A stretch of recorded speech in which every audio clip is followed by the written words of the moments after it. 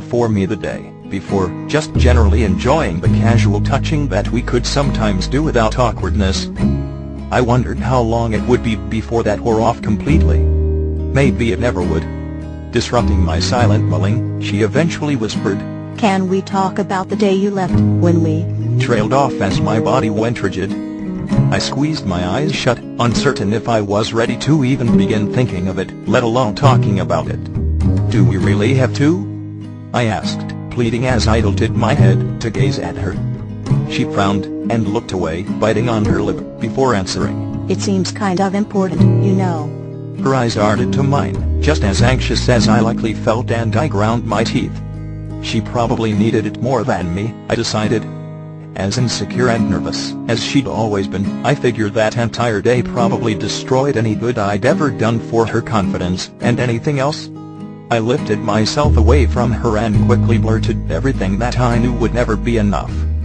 "I didn't mean any of that shit," I said. "I was just kind of out of it and crazy.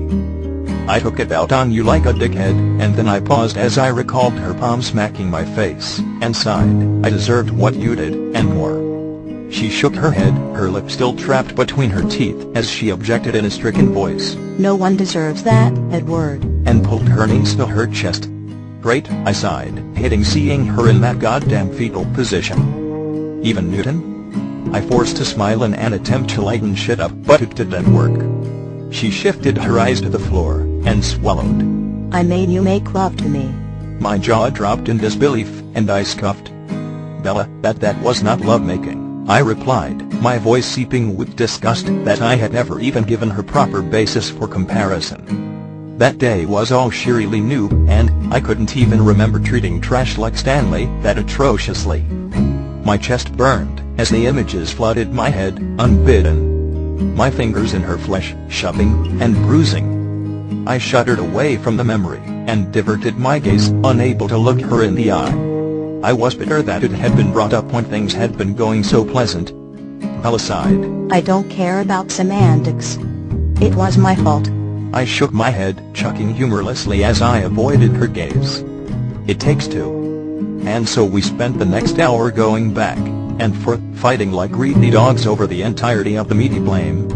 She blamed herself for losing control, but so did I. She blamed herself for victimizing me, and I blamed myself for victimizing her. She blamed herself for being emotionally unpredictable, and I blamed myself for being a total fucking lunatic. "But, Edward," she huffed, her face reddened and aggravated. "I knew what I was doing. It was textbook manipulation," she nearly screeched, all flustered from our heated exchange. I shook my head, grinding my teeth. "And I knew that you were manipulating me, Bella." "Fuck," I growled in frustration. "Give me some credit."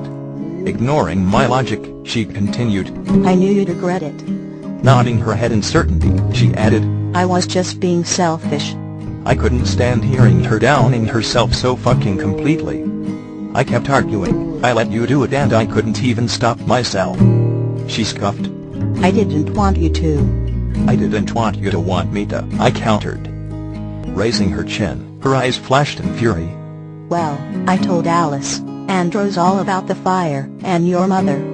Unfazed, I shrugged, and replied, "And I told my mom all about you and Phil." Impossibly more frustrated, she spat. "Well, I only went to therapy to piss you off." She paused, still a little huffy, before adding, "And so that I could snoop in your closet." in a low voice. Confused and a little disappointed in her confession, I almost stopped, and asked her to go on. Instead, I rubbed my face and sighed, "Doesn't matter," in almost full sincerity. "You're not going to convince me that you're some awful bitch, so please, stop trying." She groaned, dropping her head to the back of the sofa. She peeked at me sideways, silent for a moment before whispering, "Say something bad about me." "What?" "No," I refused, aghast as I shifted further away from her. "Please." She repeated. "I really think this is something you need to mention to your therapist," I said with wide eyes, because that couldn't be healthy.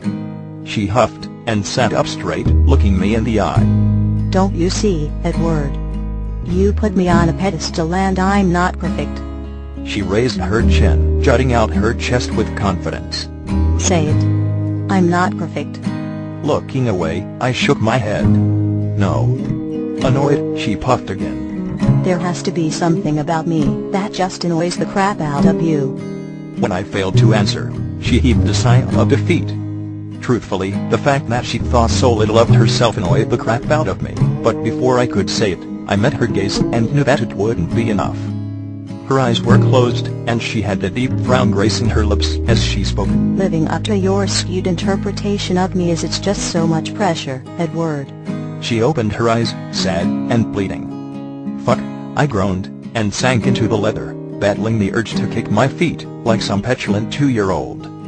Fine, I replied curtly, pinching the bridge of my nose, and closing my eyes. I searched for something about Bella that annoyed and frustrated me that wasn't related to her own skewed interpretation of herself, because she'd see it as cheating. Truthfully, I had a hard time coming up with anything and my eyes drifted open. I stared off into space, wondering how that was even possible.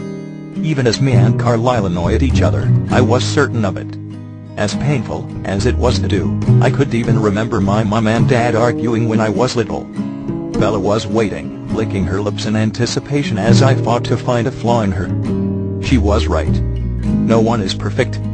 I narrowed my eyes as I inspected her face, replaying the last 10 months as best I could, and it finally struck me. I began, and she perked up, an enthusiastic gleam to her eyes. Sometimes, you can be a little light trailed off, worried about hurting her feelings, but her nod of persuasion drew it from me in a swift breath. Unreasonable. There. I said it. Bella was unreasonable.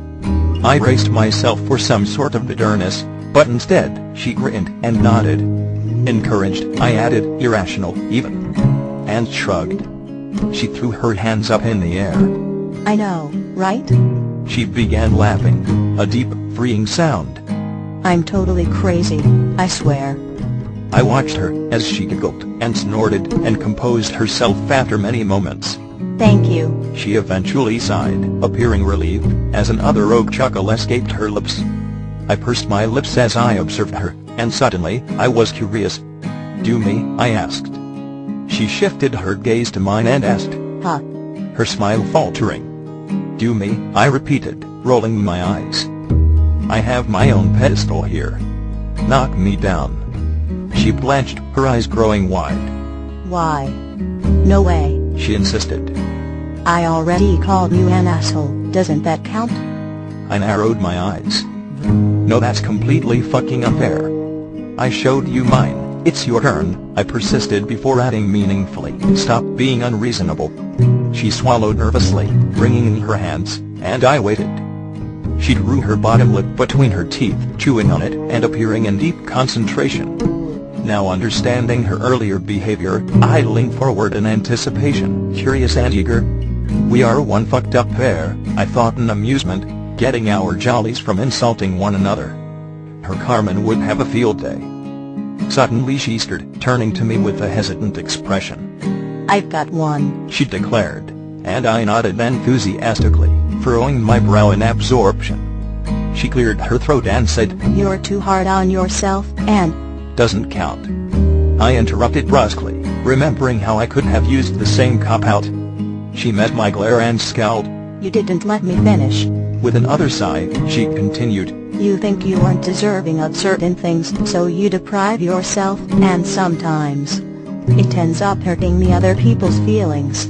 Resting her hands in her lap, I could feel the crease between my forehead deepen as I frowned. How so?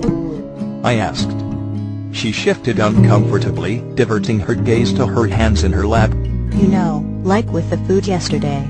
She whispered, peeking at me through the thickness of her lashes. At my still blank expression, she elaborated. You didn't think you deserved it, right?